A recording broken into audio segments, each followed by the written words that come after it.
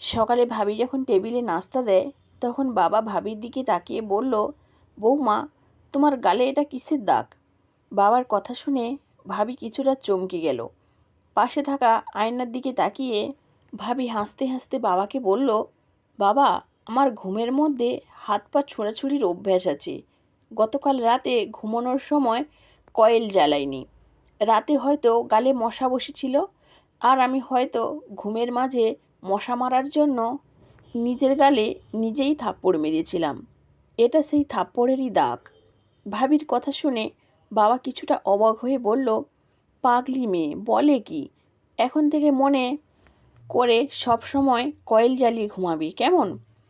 ভাবি বাবাকে উদ্ভট মিথ্যা গল্প বলে বোঝাতে পারলেও আমি ওই দাগের আসল কারণটা ঠিকই বুঝতে পেরেছিলাম। আমি নিচের দিকে তাকিয়ে খেতে খেতে বাবাকে বললাম, বাবা, এই ধরনের মশা খুব বিপজ্জনক। কয়েলের সামান্য বিষে এইসব মশা মরে না। আমার কথার ইঙ্গিতটা ভাবি ঠিকই বুঝতে পেরেছিল, তাই কিছু না বলে মাথা নিচু করে চুপচাপ অন্যমনস্ক হয়ে রইল। ভাইয়া ভাবির সংসারের বয়স 4 বছর। প্রথম প্রথম সব কিছু ঠিকঠাক ছিল, কিন্তু হুট করে মা মারা যাবার পর থেকেই ঝামেলা শুরু হলো। এখন ভাবি সামান্য একটু ভুল করলেই ভাইয়া ভাবির গায়ে হাত তুলে অকথ্য ভাষায় গালিগালাজ করে। ভাবির সহ্য করার ক্ষমতা অসীম। জোরে জোরে থাপ্পড় খাওয়ার পরেও তার কান্নার আওয়াজ রুমের বাহিরে আসে না। দাঁতের সাথে দাঁত চেপে সব কষ্ট সহ্য করে নেয়। ছাদের একটা কোণে বসে এই সব কথা ভাবছি আর সিগারেটের ধোঁয়া ছাড়ছি। ভাবি কখন যে ছাদ থেকে কাপড় নিতে এসেছে আমি খেয়াল করিনি। সিগারেট হাতে ভাবি আমাকে দেখে ধমক দিয়ে বলল, বাহ বাহ, খুব ভালো। মাত্র ভার্সিটিতে ভর্তি হয়েছিস, এখনই সিগারেট ধরেছিস? কয়েকদিন পর তো মদ গাঁজা এইসবও খাওয়া শুরু করবি। আমি হাতে থাকা সিগারেটের আগুনটা নেভাতে নেভাতে বললাম, তাও ভালো, আমি তো শুধু সিগারেট খাই। ভাইয়ার মতো তো প্রতিদিন কারোর রক্ত চুষি না। ভাবি আমার দিকে অসহায়ের মতো তাকিয়ে বলল, পিয়াস, তোর এইসব খোঁচা দেওয়া কথাগুলো আমার সহ্য হয় না। আমি ভাবির চোখে চোখ রেখে বললাম, রোজ রোজ যে মার খাও সেটা সহ্য হয়? আমার কথা শুনে ভাবি কিছু না বলে চুপচাপ নিচে চলে গেল।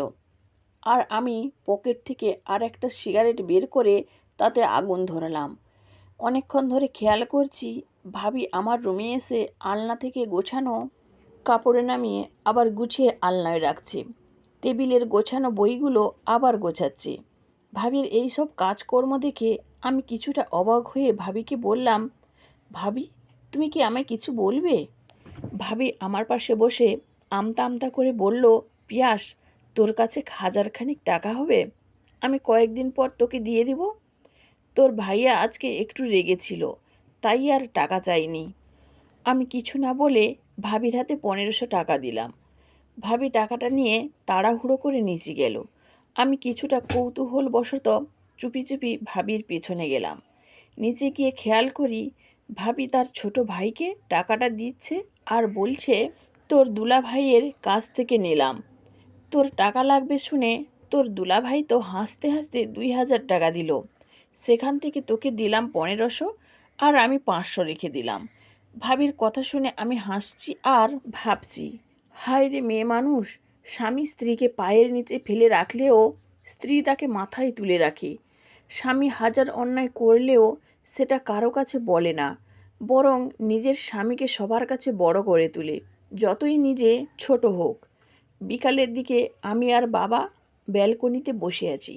বাবা পত্রিকা পড়ছে আর বলছে, এই দেশে কিছুই হবে না, দেশটা পচে গেছে, নষ্ট হয়ে গেছে, চারিদিকে শুধু খুন, অহাজারি, ধর্ষণ আর নির্যাতন। এমন সময় ভাবি এসে বাবাকে বলল, বাবা, আমি একটা জব পেয়েছি, মোটামুটি টাইপের, খুব ভালো একটা জব।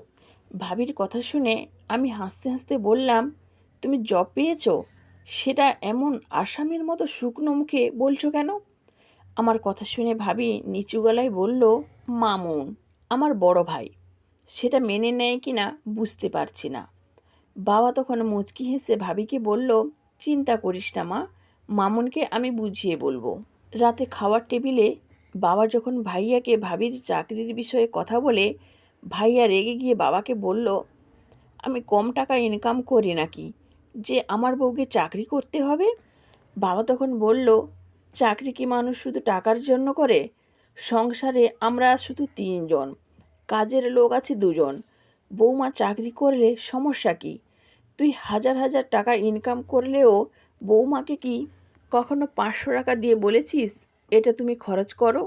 মেয়েটা আজ একটা চাকরি পেয়েছে, করলে দোষের কি? বাবার কথা শুনে ভাইয়া আরও রেগে গিয়ে বলল, আমি চাই না আমার বউ চাকরির নাম করে অফিসের কলিগদের সাথে গিয়ে ঢলাঢলি করুক। ভাইয়ার এমন নিম্নমানের কথা শুনে নিজেকে আর কন্ট্রোল করতে পারলাম না। জীবনে এই প্রথমবার ভাইয়ার চোখে চোখ রেখে বললাম, তুমিও তো চাকরি করো, তার মানে তুমিও নিশ্চয়ই তোমার অফিসের মেয়ে কলিগদের সাথে ঢলাঢলি করো? তা না হলে এমন নিম্নমানের চিন্তা তোমার মাথায় আসার কথা না। আমার মুখ থেকে এমন কথা শুনে ভাবি আমার গালে থাপ্পড় মেরে কাঁদতে কাঁদতে বলল, খুব বড় হয়ে গেছিস তুই, তাই না? বড় ভাইয়াকে জাদা বলছিস? আমিও তখন চোখের পানি আটকে রেখে ভাবিকে বললাম, তোমাদের মতো মেয়েদের না গলা টিপে মেরে ফেলা উচিত। কারণ তোমাদের মতো কিছু মেয়ে আছে যারা স্বামীকে মাথায় করে রাখে, যার ফলে ভাইয়ার মতো কিছু কাপুরুষ সেটার সুযোগ নেয়। ভাইয়া যখন প্রথম তোমার গালে থাপ্পড় মেরেছিল, তোমার উচিত ছিল সেদিনই ভাইয়ার বিরুদ্ধে নারী নির্যাতনের মামলা করা। তাহলে হয়তো ভাইয়া তোমাকে দ্বিতীয়বার থাপ্পড় মারার আগে একটু হলেও ভাবতো। বাবার দিকে তাকিয়ে বাবাকে বললাম, তুমি দেশ নষ্ট হয়ে যাবার কথা ভাবছো, অথচ তোমার অজান্তে যে তোমার ঘরটা নষ্ট হয়ে গেছে সেটা একবারও ভাবোনি। আমি আর শ্রাবণী ভার্সিটির ক্যাম্পাসের একটা কোণে বসে আছি।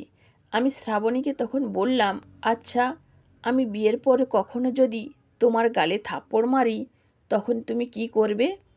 আমার কথা শুনে শ্রাবণী বলল, আমি তোমার নাক বরাবর ঘুষি মারব। অন্যায় করলে বুঝিয়ে বলবি, আমি শুধরে নেব।